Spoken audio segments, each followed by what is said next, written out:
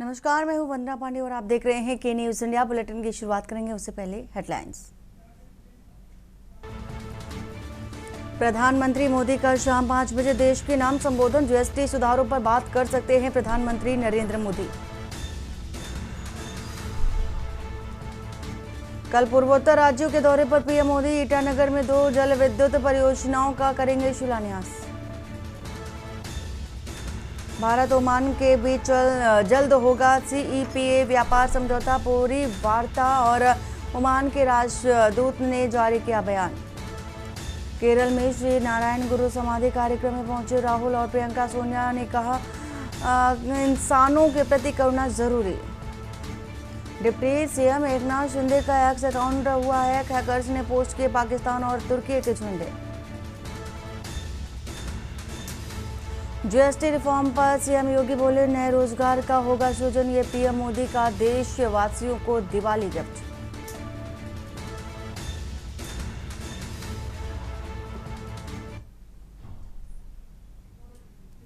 और दिल्ली से खबर बता देते हैं आपको। प्रधानमंत्री मोदी का देश के नाम संबोधन शाम 5 बजे होगा और पीएम मोदी शाम के 5 बजे आज करेंगे देश के नाम संबोधन। ये बेहद महत्वपूर्ण संबोधन होगा प्रधानमंत्री नरेंद्र मोदी का और जीएसटी को लेकर के खासतौर पर ये संबोधन होगा पीएम मोदी का देश के नाम। ये महत्वपूर्ण संबोधन देश में कल से जीएसटी की जो नई दरें होंगी उसको लागू किया जाएगा। जीएसटी की नई दरों की घोषणा पहले ही की जा चुकी है और अब चूंकि उसको लागू करना है 22 सितंबर से इसे लागू करना था और कल है 22 सितंबर और नवरात्र के पहले दिन से जीएसटी की जो नई दरें हैं उसे लागू कर दिया जाएगा।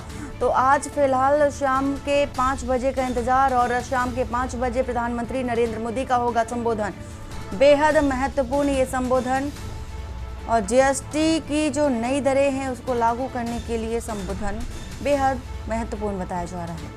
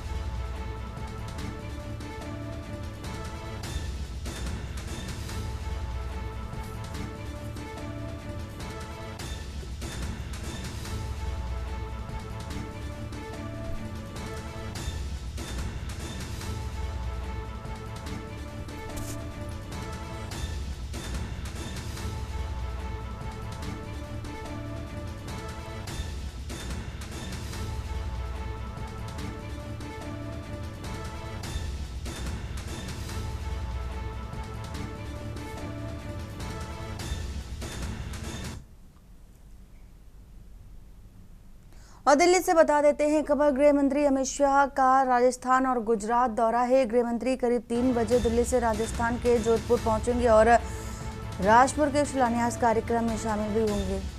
नेत्रहीन महाविद्यालय के शिलान्यास कार्यक्रम में शामिल होंगे अमित शाह और नेत्रहीन महाविद्यालय के छात्रों और प्रबंधन से संवाद करेंगे। शाम करीब 6 बजे जोधपुर से गुजरात के सूरत के लिए रवाना भी होंगे।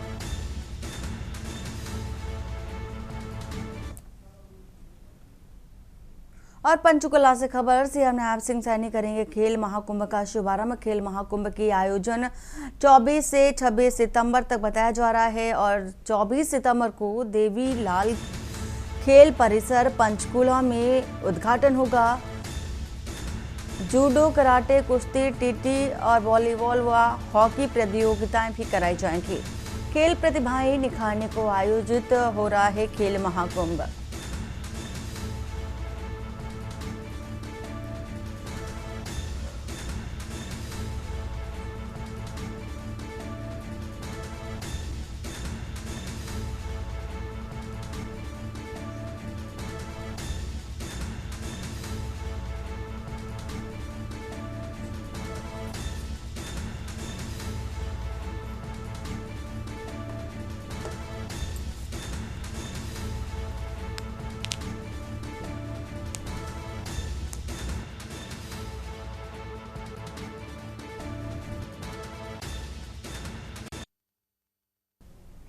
और खबर अंबाला से, जहां एक बार फिर से कांग्रेस पार्टी के प्रवक्ता ने भाजपा सरकार को कटघरे में लाकर खड़ा कर दिया है।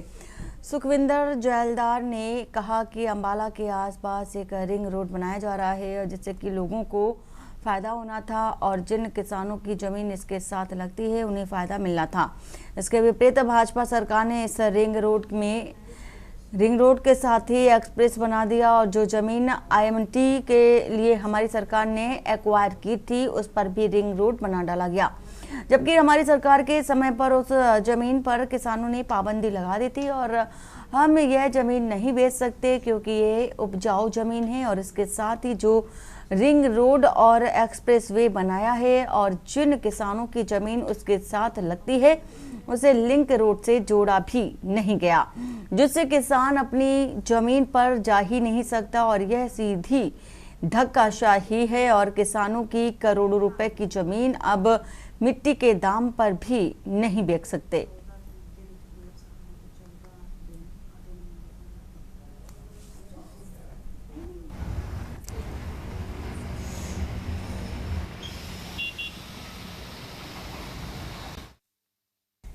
और खबर आपको बता देते हैं सिरसा से, जहां पर जिले के गांव जमाल में एक गाय को ड्रेन में फेंकने का मामला आया है सामने।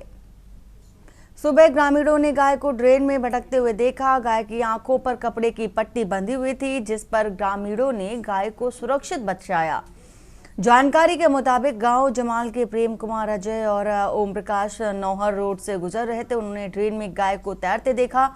ग्रामीणों ने मिलकर के गाय को बाहर निकाला। पट्टी खोलने पर गाय डरी हुई दिखी। बचाव के बाद गाय को गांव की महर्षि दयानंद सरस्वती गौशाला समिति को सौंप दिया गया। समिति के सदस्य विजय कुमार और जगत पाल ने गाय की देखभाल का आश्वासन दिया। सरपंच प्रतिनिधि ओम प्रकाश डूडी सहित गांव वासियों ने इस कृत्य की निंदा की। उन्होंने कहा कि निर्दोष पशु के साथ ऐसा व्यवहार शर्मनाक। ग्रामीणों ने प्रशासन से ऐसी घटनाओं पर सख्त कार्रवाई की मांग की और घटना पशु संरक्षण और सुरक्षा पर सवाल खड़े करती है। इस तरह की घटनाओं को रोकने के लिए जागरूकता और कड़े कानूनी कदम जरूरी हैं।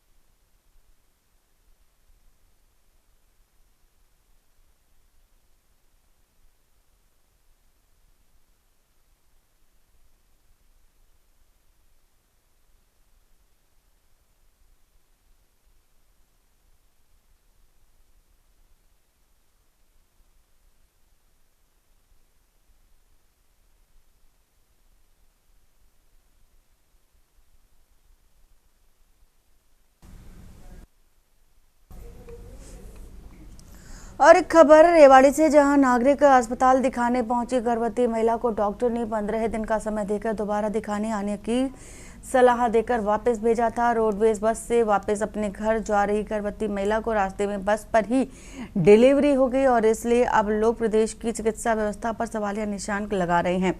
हालांकि विभागीय लोगों को कहना है कि बस में सफर के दौरान असुविधापूर्ण सफर करने से महिला को प्रसव हो गया और बताया गया है कि बावल के बनीपुर चौक पर किराए के मकान में रहने वाली 30 वर्षीय गर्भवती महिला कुछ समय पहले उनसे कुछ दिक्कत महसूस होने पर सीएचसी दिखाने पहुंची थी और सीएचसी के डॉक्टर ने उसे नागरिक अस्पताल रेवाड़ी रेफर कर दिया, जहां डॉक्टर परीक्षण कर परामर्श के तौर पर दवाइयां लिखकर घर जाने की सलाह देकर 15 दिन बाद दोबारा दिखाने आने को कहा। इस पर महिला वापस घर जा रही थी, लेकिन बस में यात्रा करते समय अचानक तेज प्रसव पीड़ा होने लगी और कोई कुछ समझ पाता इससे पहले ही महिला ने बच्चा जन्म कर दिया। इससे बस परिचालक महज से समझदारी का परिचय देते हुए गाड़ी रुकवाकर महिला को भर्ती करा दिया।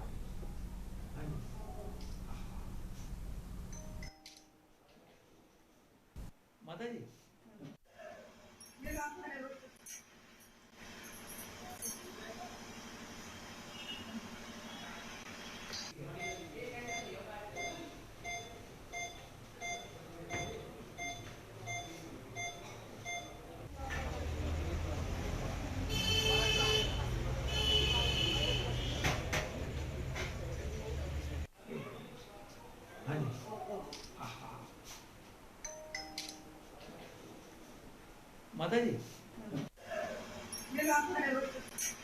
ये राहत हॉस्पिटल है जलियावास गांव में। एक पेशेंट जो है अपने आप को सरकारी अस्पताल में दिखाने ले गया था, प्रेग्नेंट था। सरकारी अस्पताल वालों ने उनको ये बोला कि आप में अभी 15 दिन का टाइम है डिलीवरी में, आप अपने घर चले जाओ। लेकिन हुआ ये कि अपनी हरियाणा रोडवेज आती है ना, जो हरे रंग की बस उसमें आ रहे थे।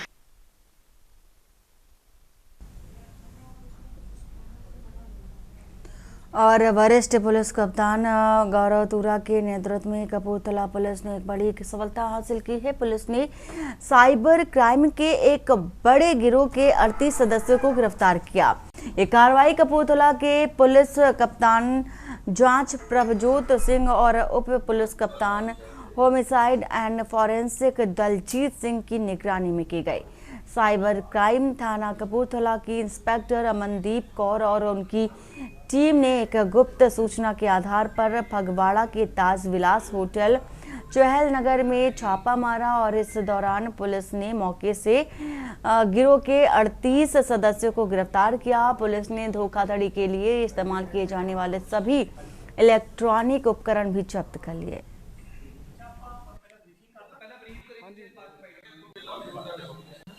पंजाब सरकार वालों जुर्म के खिलाफ सख्त लड़ाई दे विच उहदी लड़ी दे विच कपूरथला पुलिस नूं एक वड्डी कामयाबी हासिल हुई है, जिहदे विच कपूरथला दे विच फगवाड़े शहर दे विच एक वड्डा साइबर क्राइम सिंडीकेट बस्ट किया गया ते उन्हां कोलों बहुत वड्डे पद्धर ते रिकवरीज हुई हैं। 18 सितंबर की रात नूं सानूं एक खुफिया इतला मिली सी कि फगवाड़ा एरिया दे ताज विला दे विच एक वड्डे पद्धर ते साइबर फ्रॉड रैकेट जिहड़ा काम कर रहा है, जो कि भोले भाले लोगों को साइबर फ्रॉड का शिकार बनाता है। और खबर चंडीगढ़ से, जहां मुख्यमंत्री नायब सिंह सैनी ने नमो मैराथन को हरी झंडी दिखाई। इस मैराथन का उद्देश्य युवाओं को नशे के खिलाफ जागरूक करना था। मुख्यमंत्री ने युवाओं से नशे के खिलाफ एकजुट होने और स्वस्थ भारत के लिए काम करने का आग्रह किया। उन्होंने कहा कि प्रधानमंत्री नरेंद्र मोदी ने 2047 तक विकसित भारत का लक्ष्य रखा है और ये तभी संभव होगा जब हमारे युवा फिट होंगे और स्वस्थ होंगे, क्योंकि एक मजबूत देश की नींव एक स्वस्थ और फिट युवा ही रख सकता है।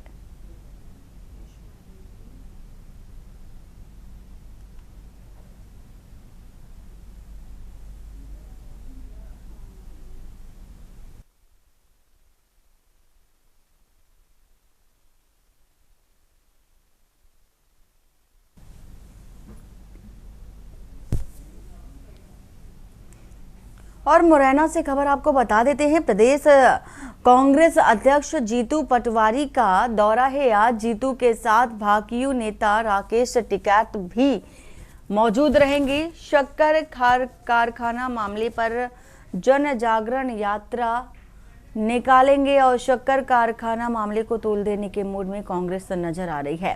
कारखाना की जमीन निजी कंपनी को आवंटित की गई। भू आवंटन के विरोध में आमादा है कांग्रेस पार्टी।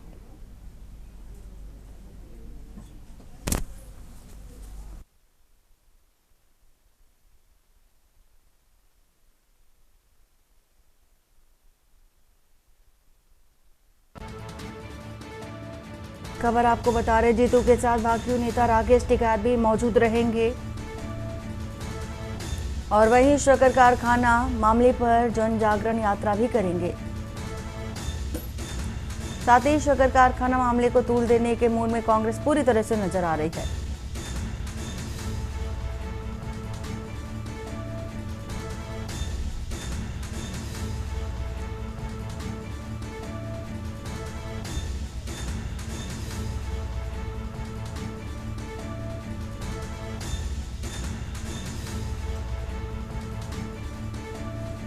भू आवंटन के विरोध में कांग्रेस पार्टी आमादा, ऐसा कहना है राकेश टिकैत का। मुरैना से बता रहे हैं खबर, प्रदेश कांग्रेस अध्यक्ष जीतू पटवारी को लेकर ये खबर। जीतू के साथ भाकियू नेता राकेश टिकैत भी मौजूद रहेंगे।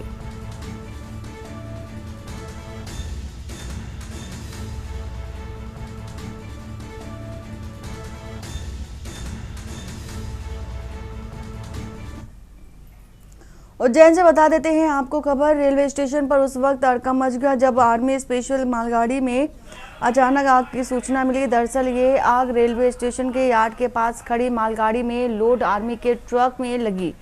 बताया जा रहा है गाड़ी पर ढका कपड़ा हाई टेंशन लाइन की चपेट में आया और आग पकड़ ली। गनीमत रही हादसे के दौरान कोई जनहानि नहीं हुई। रेलवे टीम ने तत्काल आग पर काबू पा लिया। हादसा सुबह 10 बजे करीब का बताया जा रहा है। मालगाड़ी भोपाल से जोधपुर जा रही थी। हादसे की पुष्टि आरपीएफ टीआई नरेंद्र यादव और पीआरओ रेल खेमराज मीणा ने की है।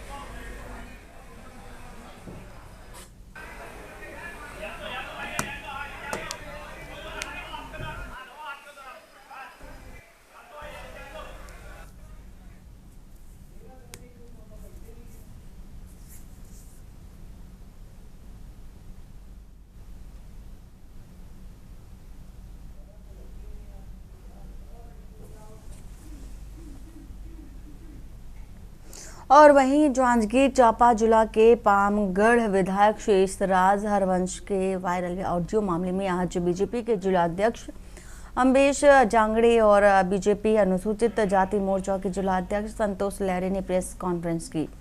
बीजेपी के जिलाध्यक्ष अम्बेश जांगड़े ने शेषराज हरवंश के ऑडियो की सच्चाई जानने के लिए राज्य शासन से ऑडियो की जांच की मांग की। उन्होंने शेषराज हरवंश पर रेत माफियाओं को संरक्षण देने और उनसे मोटी रकम लेने का आरोप लगाया। उन्होंने कहा कि वायरल ऑडियो में माफियाओं से विधायक द्वारा कलेक्टर और एसडीएम से लाखों रुपए मांगे गए, जिस पर अम्बेश जांगड़े ने कहा कि विधायक द्वारा अधिकारियों के नाम से भी पैसा लिया जाता था, लेकिन उसे अपने पास रखती थी या अधिकारियों तक पहुंचाती थी। इसका भी जांच फिलहाल की जा रही है। और वहीं बीजेपी अनुसूचित जाति मोर्चा के जिला अध्यक्ष संतोष लहरे ने विधायक शेषराज हरवंश की मानसिक स्थिति के खराब होने के कारण बौखलाहट पर भी किसी पर भी अनर्गल आरोप लगाने से का उन्होंने दावा किया। और उन्होंने कहा कि विधायक शेषराज हरवंश ने अपने ऑडियो बनाने वाले और साजिश करने वालों पर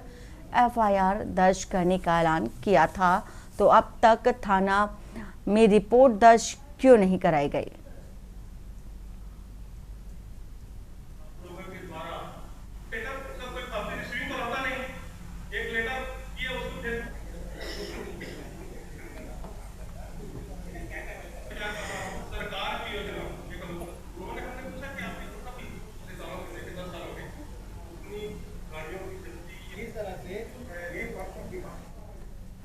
जो जारी हुआ था जिसमें पामगढ़ के विधायक श्रीमती शेषराज हरवंश जी और रायपुर के पत्रकार श्री देवेश तिवारी जी के बातचीत में यह उल्लेख हुआ कि पामगढ़ के रेत खदान में जो है भ्रष्टाचार हुआ है और रेत माफियाओं के द्वारा पामगढ़ के विधायक शेषराज हरवंश को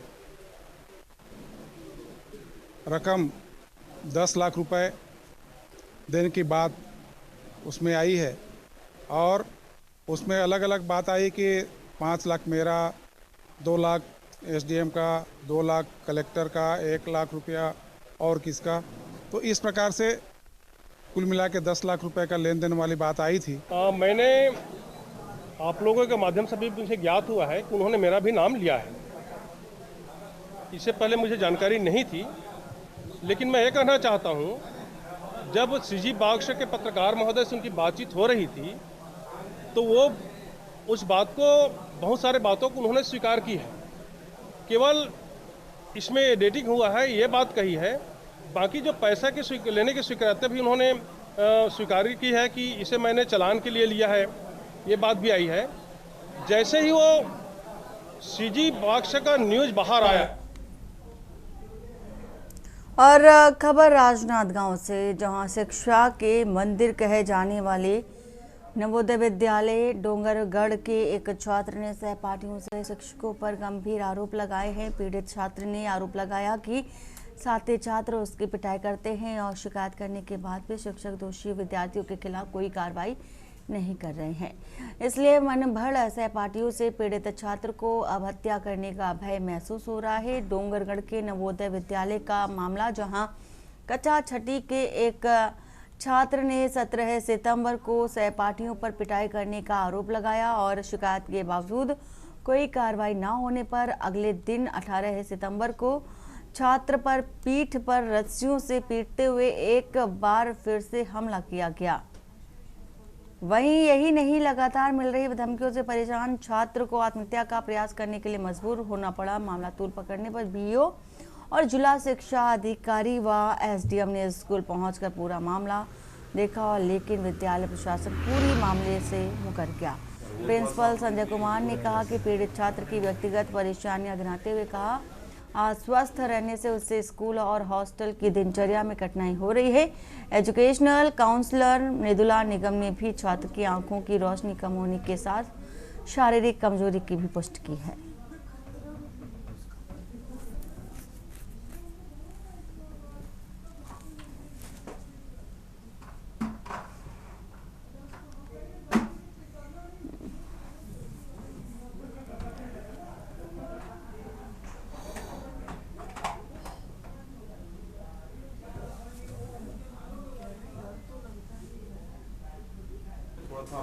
मीडिया में जो खबर चल रही थी और अखबारों में भी छपा है, तो स्वतः संज्ञान लेकर के मैंने बीओ को भेजा तो जाके पता करें, और उस वक्त कलेक्टर सर के निर्देश में मैं भी आया यहाँ पे।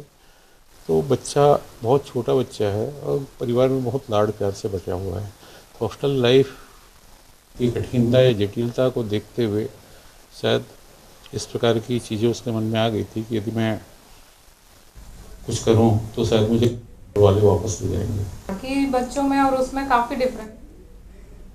बिहार के रोहतास जिले के चेनारी बाजार में शुक्रवार को एक डिबेट शो के दौरान राजद और जदयू नेताओं के बीच तीखी बहस अचानक हिंसक झड़प में बदल गई। दैनिक अखबार द्वारा आयोजित इलेक्शन एक्सप्रेस कार्यक्रम के दौरान राजद नेता इमरान खान ने मंच के पास बैठे जदयू नेता दिनेश राम चंद्रवंशी को अचानक थप्पड़ जड़ दिया और इस हमले के बाद जदयू नेता ने चप्पल निकालकर जवाबी हमला किया, जिससे कार्यक्रम स्थल पर अफरा तफरी मच गई और माहौल पूरी तरह से बिगड़ गया।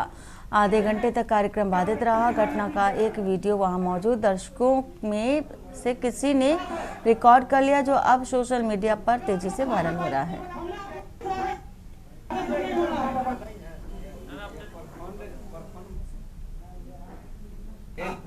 विधानसभा चले जाएंगे, प्रखंड के लोग वोट देंगे, एक ना, यहाँ भी राय लीजिए सबसे। निजी चौपाल था बिहार का मुख्यमंत्री जी के विकास को, उसमें अपना डिबेट हम दे रहे थे। आरजेडी के गुंडों ने बोला कि आपने डिबेट सरकार का विकास के क्यों दे रहे हो। हमने कहा कि हम एक जनता हैं, एक सिपाही हैं नीतीश कुमार जी के, बिहार का विकास का डिबेट करना हमारा काम है। अखबार का डिबेट होता है जनता को जागृत करने के लिए और लोगों को यह बात बताने के लिए कि नहीं, लोगों को वोट देना है, संवैधानिक अधिकार है, वोट को देना चाहिए। इसमें झगड़ा का कोई महत्व नहीं है। अगर जो कार्यकर्ता साथी झगड़ा करते हैं, सच्चाई है कि झगड़ा का कोई कारण नहीं होना चाहिए। इसमें तार्किक ढंग से अपनी डिबेट को देना चाहिए और डिबेट दे करके जनता को इस बात को बताना चाहिए कि नहीं, डिबेट के माध्यम से हम अपनी बात को रख रहे हैं। कल एक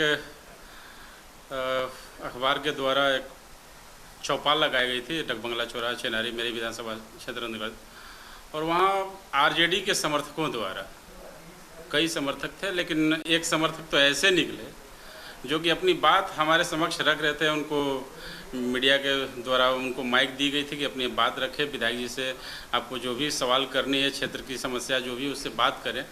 उस दौरान उन्होंने अपनी बात रखते रखते एक जदयू के समर्थक उनके बगल में बैठे हुए थे, उनके साथ उन्होंने हाथापाई की। इसकी एक वीडियो भी वायरल है, सभी लोगों के पास वो मौजूद।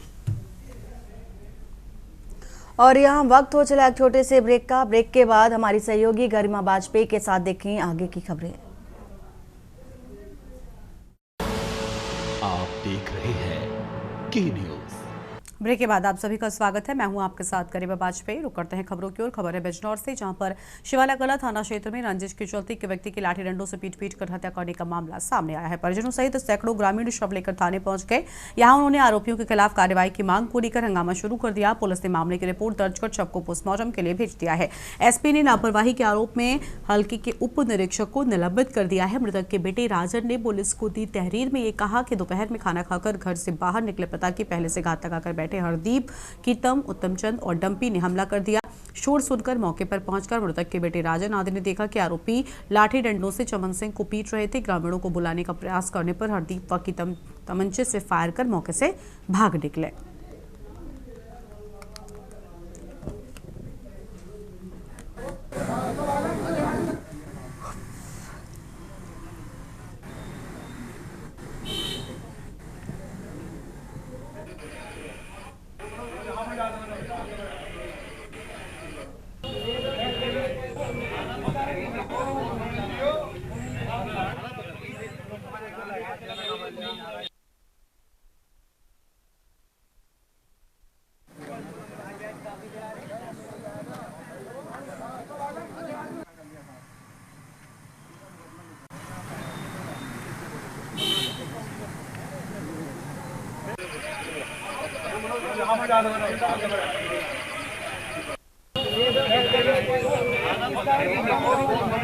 ग्राम से थाना शिवाला कला में राजन नाम के एक व्यक्ति द्वारा यह सूचना दी गई कि उनके पिता चमन सिंह के साथ हरदीप व अन्य कुछ व्यक्तियों ने मारपीट की है और उपचार के दौरान अस्पताल ले जाते समय उनकी मृत्यु हो गई है।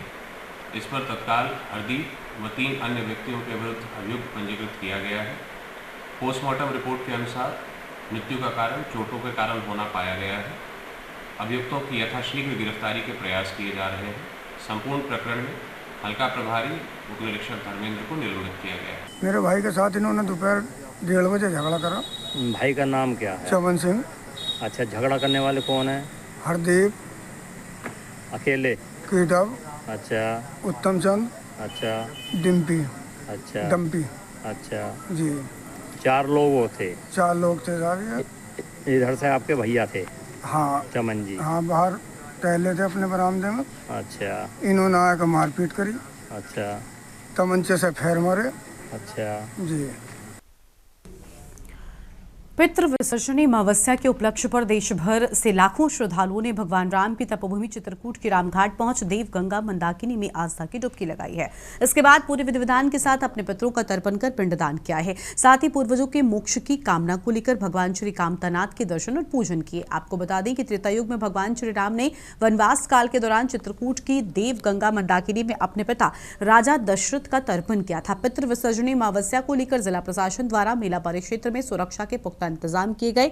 चित्रकूट के प्रमुख संत एवं दिगंबर अखाड़ा के महंत दिव्य जीवन दास महाराज ने पितृ विसर्जनी अमावस्या का महत्व बताते हुए कहा कि चित्रकूट विश्व प्रसिद्ध पौराणिक तीर्थ है, जहां प्रभु राम ने वनवास काल का सर्वाधिक 11.5 वर्ष का समय व्यतीत किया था। वनवास के दौरान ही प्रभु श्री राम ने मंदाकिनी के रामघाट में अपने पिता राजा दशरथ जी का पिंडदान किया था। इसके बाद से ही चित्रकूट में पिंडदान की परंपरा शुरू हुई। लोगों की मान्यता है चित्रकूट में पिंडदान करने से पितरों को मोक्ष की प्राप्ति होती है।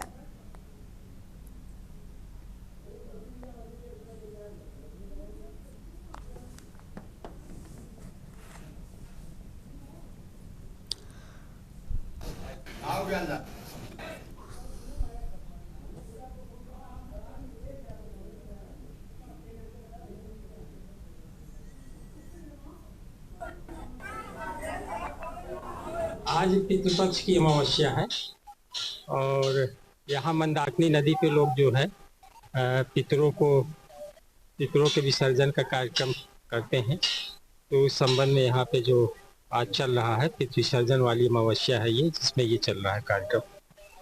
तो प्रशासन द्वारा क्या क्या इंतजाम किया जाता है?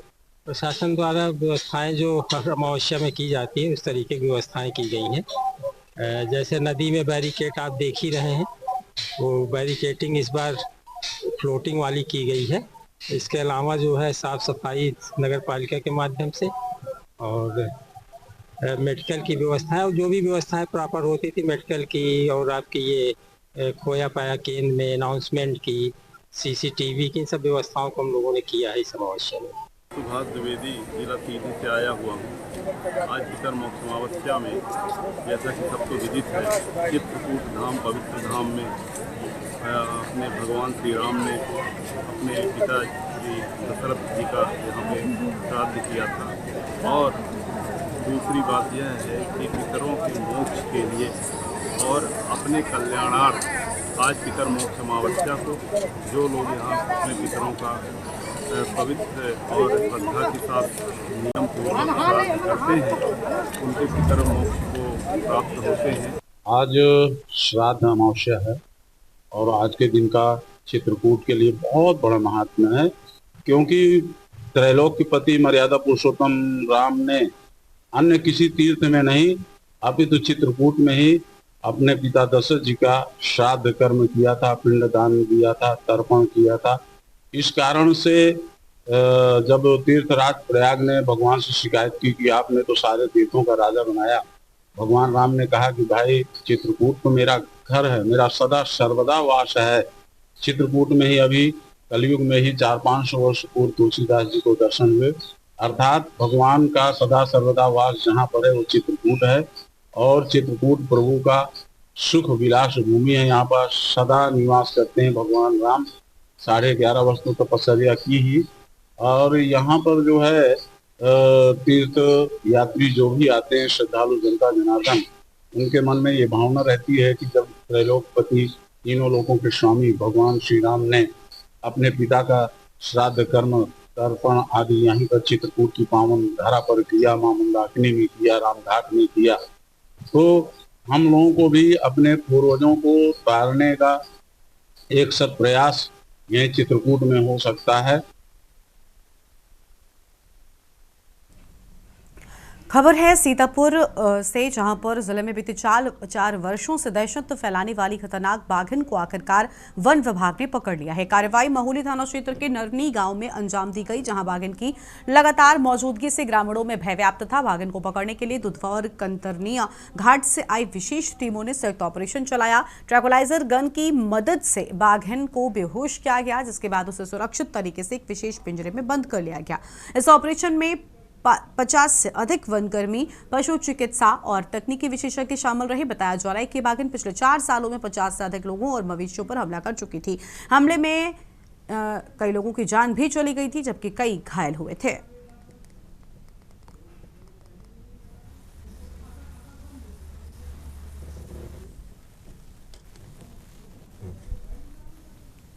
आप ही के लोग जान बंद कर रखा है। कोई बात नहीं।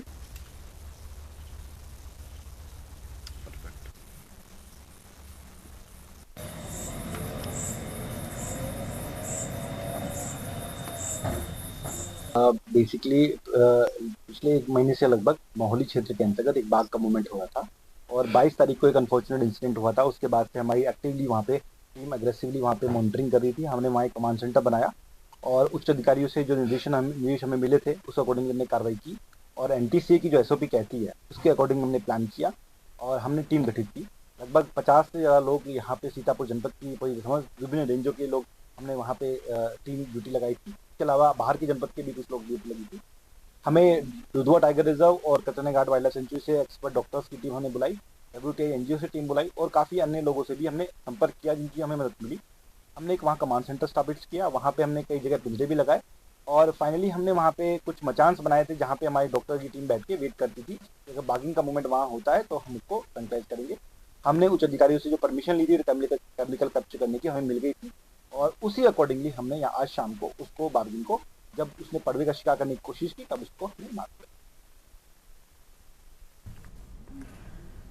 कानपुर में प्रधानमंत्री नरेंद्र मोदी के जन्मदिन के अंतर्गत मनाए जा रहे सेवा पखवाड़ा के तहत मुस्लिम महासंघ द्वारा गंगा बैराज पर बाढ़ पीड़ितों को खाना और राहत सामग्री बांटी गई है। मुस्लिम महासंघ की राष्ट्रीय अध्यक्ष अकील अहमद ने बताया कि उत्तर प्रदेश में बाढ़ के हालात हैं। सैकड़ों परिवार अपना घर छोड़कर सड़क पर गुजर बसर कर रहे हैं। समाज की जिम्मेदारी है कि उन परिवारों को कोई भी समस्या न हो। इसी को ध्यान में रखते हुए मुस्लिम महासंघ 24 घंटे बाढ़ पीड़ितों के संपर्क में है। उत्तर प्रदेश में जिस तरह योगी आदित्यनाथ गरीबों की मदद के लिए हर वक्त तैयार रहते हैं, इसी क्रम में भारतीय जनता पार्टी के समर्थक मुस्लिम महासंघ भी 2 अक्टूबर तक चलने वाले सेवा पखवाड़े के अंतर्गत कार्यक्रम आयोजित कर रहे हैं।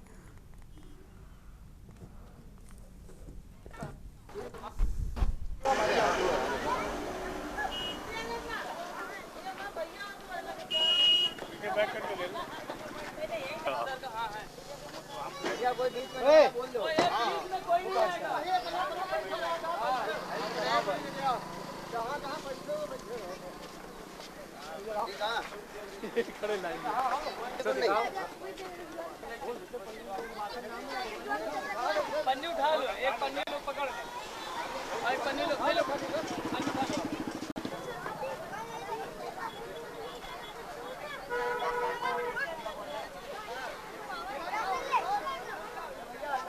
इधर आप पीछे आओ यार, पीछे आओ यार, भैया सामने पीछे आओ, बाबू सब लोग पीछे, तुम लोग पानी ले पीछे आओ। मैं यही कहना चाह रहा हूँ सर, जो आए हैं हमारे गांव के जो बाढ़ पीड़ित लोग हैं उनके लिए खाना लेके आए हैं, उनकी खाना है, दवा है, सब कुछ लेके आए हैं, तो मैं इनको धन्यवाद करना चाहता हूँ, देना चाहता हूँ। और सर के माध्यम से एक बात और मैं कहना चाहता हूँ, जो ये हर साल बाढ़ यहाँ आ रही है, तो सर के माध्यम से ये गुजारिश है कि एक मार्जिन बांध बनना है, जिससे ये हर साल बाढ़ ना आए और किसानों को कोई प्रॉब्लम ना हो। ये मार्जिन बांध गंगा बैराज पुल से बिठूर तक बनना है। तो सर के माध्यम से ये है कि सर आगे हमारी बात को रखें कि ये मार्जिन बांध बंधे, जिससे यहाँ के जो किसान हैं और भी सारे लोग गरीब लोग हैं, जिससे ये बाढ़ ना आए। देखिए, आज गंगा बैराज हम आए हैं यहाँ पर बाढ़ पीड़ितों के लिए जो है आज जो है हम लोगों ने खाना वितरण किया है। और सबसे बड़ी चीज़ ये है कि इस तरह के हालात पूरे उत्तर प्रदेश में चल रहे हैं और जगह जगह लोग परेशान हैं बाढ़ से। तो हम लोग कोशिश ये कर रहे हैं कि यहाँ पर जो भी बाढ़ पीड़ित हैं उनको चिन्हित करके उनको जो है हर चीज़ मुहैया कराई जाए, क्योंकि ऐसे हालात किसी के साथ भी हो सकते हैं, कहीं भी हो सकते हैं।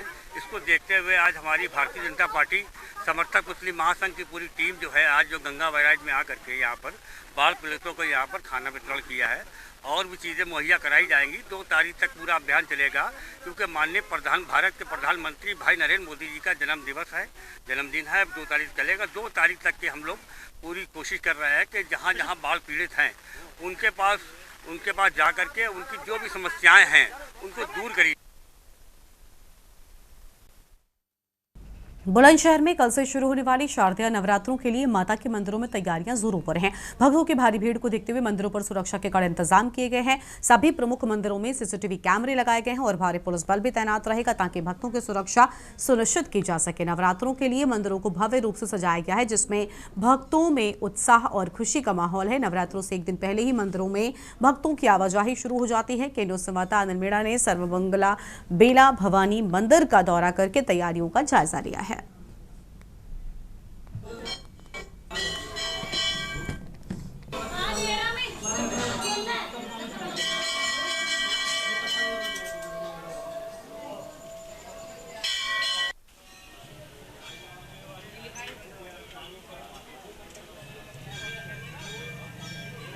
मंदिर कमेटी की तरफ से फूल बंगला, यहाँ जितनी है टॉयलेट की, मोबाइल टॉयलेट की व्यवस्था, सफाई व्यवस्था, सब लाइट की व्यवस्था, साउंड की व्यवस्था, पुलिस प्रशासन की पूरी व्यवस्था, सब पूरी तैयारी है मेले की। सब एसडीएम साहब यहाँ जिलाधिकारी सीओ साहब पूरा कई थाने की फोर्स वगैरह रहेगी यहाँ सारी शांति व्यवस्था के लिए, यात्रियों की सुख सुविधा के लिए मंदिर कमेटी ने व तहसील प्रशासन पुलिस प्रशासन ने पूरी तरह से तैयारियां कर रखी हैं। अच्छा, लोगों में कैसा उत्साह है? जैसे आज से देखा जा रहा है कि आज अभी से श्रद्धालु यहाँ आना शुरू हो गए हैं। माँ के भव्य नवरात्रे हैं, ये 9 दिन का टाइम माँ के अनुष्ठान का आता है। यहाँ पर डे लाखों यात्री आता है, उत्साह तो ऑटोमेटिक रहता है। यहाँ माँ के नवरात्रों में विशेष कृपा रहती है माँ की।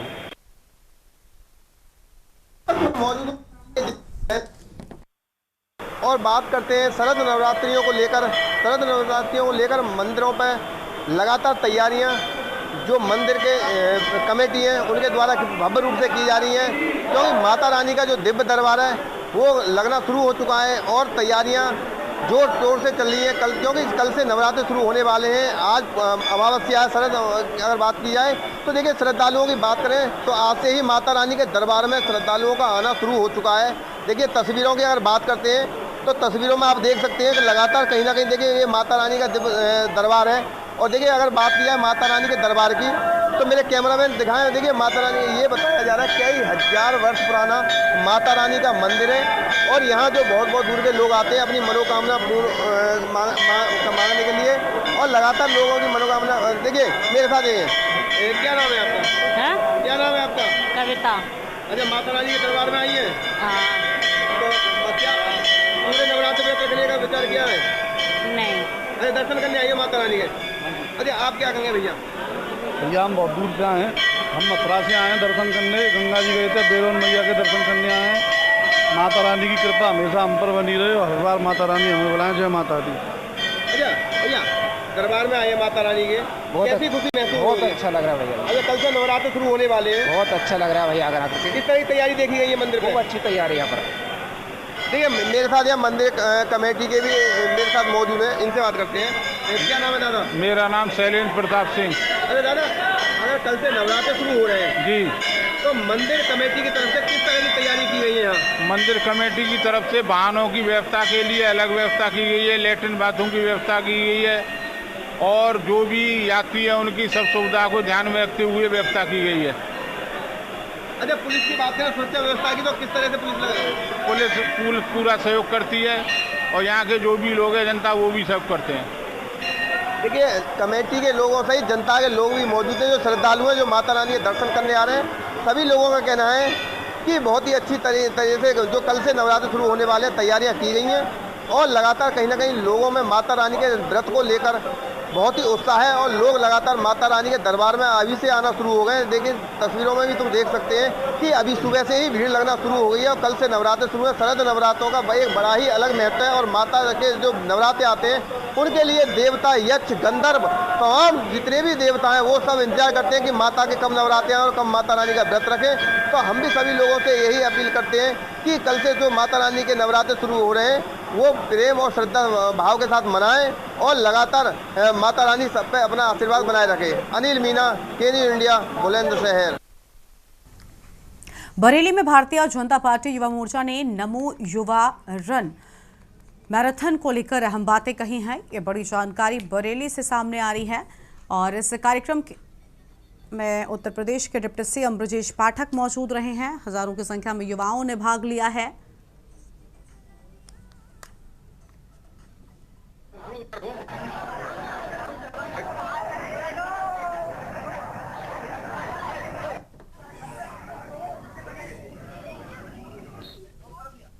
आज बरेली जनपद में नमो युवा रन, नमो मैराथन युवा मोर्चे ने आयोजित किया है और ये युवा मैराथन पूरे देश में आज संपन्न हो रहा है, पूरे प्रदेश में आज संपन्न हो रहा है। हजारों की संख्या में युवाओं ने प्रतिभाग किया है।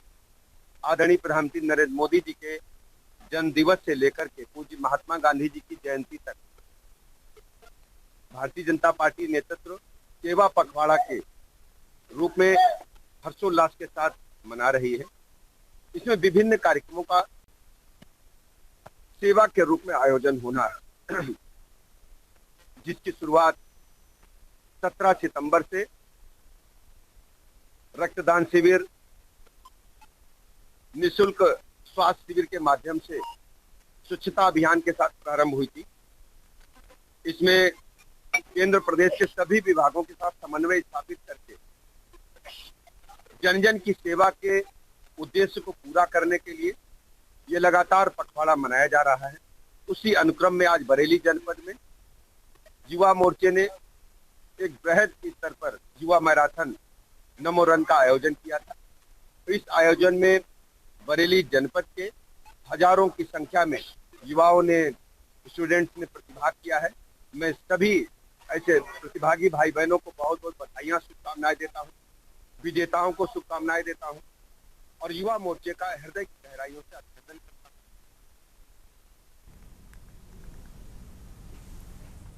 गाजियाबाद के थाना लोनी बॉर्डर क्षेत्र के बंद फाटक इलाके में नशे का कारोबार खुलेआम फल फूल रहा है। यहाँ पर नशा तस्कर बेखौफ होकर युवाओं को नशे की दलदल में धकेल रहे हैं। क्षेत्र के हर गली मोहल्ले में युवा खुलेआम नशा करते हुए दिखाई दे रहे हैं, जिससे इलाके का माहौल दिन प्रतिदिन बिगड़ता ही जा रहा है। स्थानीय लोगों के अनुसार नशा करने वाले युवक न सिर्फ अपना जीवन खराब करते हैं बल्कि नशे की हालत में अपराध करने से भी नहीं चूकते हैं।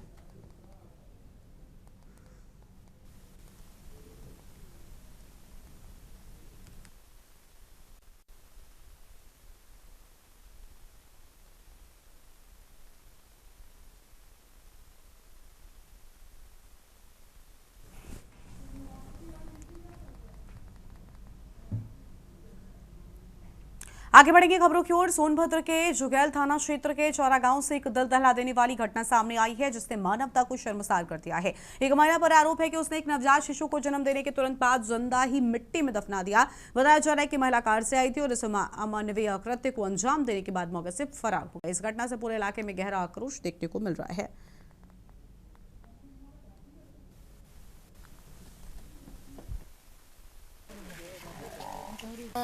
यहाँ बोलो वहाँ खड़ा किए सब, वहाँ बहुत लोग थे, महिला पुरुष थे। वहाँ पे बच्चा पैदा हुआ, उसके बाद वहाँ से आई लेके महिला एक दो आई थी और यहाँ भाट के चली गई और वहाँ थी। तो उसके बाद हम आए वहाँ, तो वो सब भाग गए थे, हमें नंबर पता नहीं हुआ। तो इसके बाद आए यहाँ देखे तो 2-4 लोग, काफ़ी लोग गाँव के जुड़ गए, तो बच्चा जिंदा था। तो उसके बाद आधा घंटा बाद मर गया। बोलेरो किस साइड गया? इधर चौपन साइड। चौपन साइड गया। अनुमान क्या लग सकता है? बोलेरो किस कलर का था? वाइट कलर था। White colour. देख राखों में कैसा मेहरा औरत कैसा थे, मतलब बाहरी थे कि नहीं देख पाए हम, उन लोग को नहीं देख पाए। वो गाड़ी में बैठ गए, हम आए तो। अच्छा, आपके आदेश पर चले गए। तो क्या ये बच्चा जिंदा था जब आप आए? तो जी जिंदा था। खबर है बाराबंकी से, जहां पर थाना मसौली क्षेत्र में हुई महिला हत्या का पुलिस ने पर्दाफाश कर दिया। हत्या के मुख्य आरोपी राजू वर्मा को पुलिस ने मुठभेड़ के बाद गिरफ्तार कर लिया है, जबकि दूसरा नामजद अभियुक्त भी पुलिस की गिरफ्त में आ गया। दरअसल गदवापुर गांव की रहने वाली 45 वर्षीय करुणावती शर्मा का शव हाल ही में एक नहर में बरामद किया गया था, जिसके सिर पर गंभीर चोट के निशान पाए गए थे। परिजनों की शिकायत के बाद मसौली थाने में हत्या का मुकदमा दर्ज किया गया था। मामले की गंभीरता को देखते हुए पुलिस अधीक्षक ने स्वयं घटनास्थल का निरीक्षण किया है।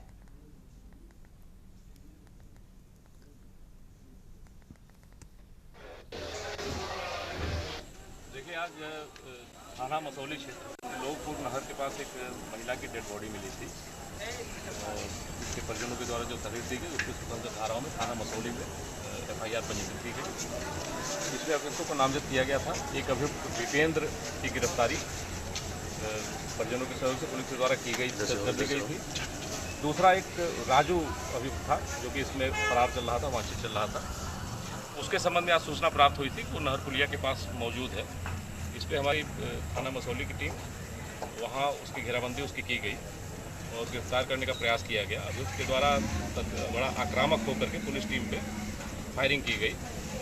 पुलिस के द्वारा आत्मरक्षार्थ जवाबी फायरिंग में नियंत्रित रूप से फायरिंग की गई, जिसमें अभियुक्त को भी चोटें आई हैं। उसके पैर में गोली लगी है, उसे तत्काल यहाँ जिला अस्पताल लाया गया है। इसमें घटना के संबंध में हमारी टीम लगातार इसमें जांच पड़ताल कर रही है। विवेचनात्मक कार्रवाई के क्रम में सभी लोगों से पूछताछ की जा रही है। खबर है आगरा से, जहां धीरेन्द्र शास्त्री के समर्थन में हिंदू संगठनों ने जोरदार प्रदर्शन किया है। विरोध प्रदर्शन बरेली के मौलाना शहाबुद्दीन द्वारा धीरेन्द्र शास्त्री के एक बयान पर तीखी प्रतिक्रिया देने के बाद किया गया। हिंदू संगठनों ने मौलाना के बयान को आपत्तिजनक बताते हुए थाना सदर क्षेत्र के सेवला चौराहे पर सड़क पर उतरकर विरोध किया। प्रदर्शनकारियों ने मौलाना शहाबुद्दीन के पोस्टर को सड़क पर चिपकाया और उस पर गाय के गोबर और गोमूत्र डालकर सूत्रीकरण किया। उनका कहना था कि मौलाना की भाषा और सोच सनातन धर्म के खिलाफ है, जिसे बर्दाश्त नहीं किया जाएगा। विरोध यही नहीं रुका। पोस्टर को आग के हवाले कर मौलाना मुर्दाबाद और धीरेन्द्र शास्त्री जिंदाबाद जैसे नारे भी लगाए गए।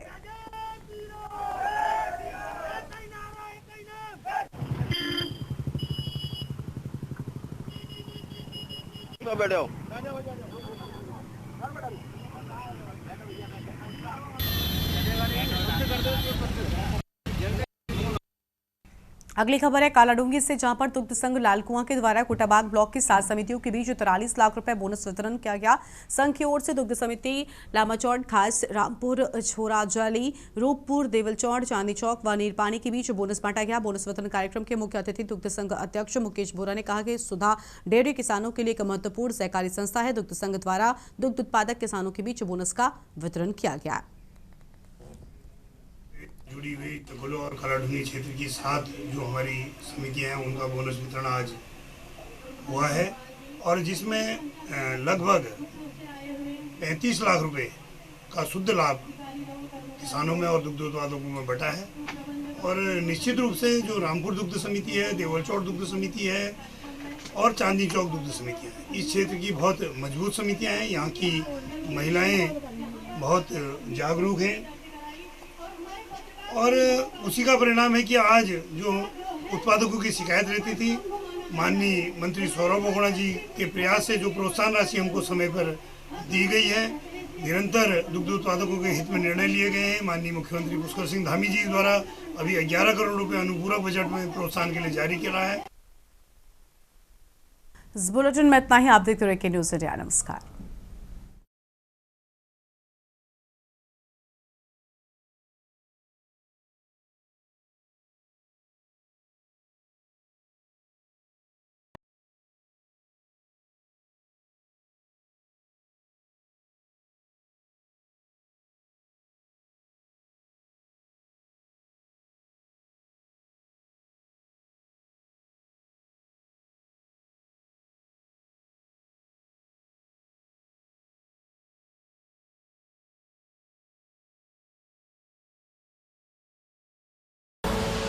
आप देख रहे हैं के न्यूज़, खबरों का सारथी।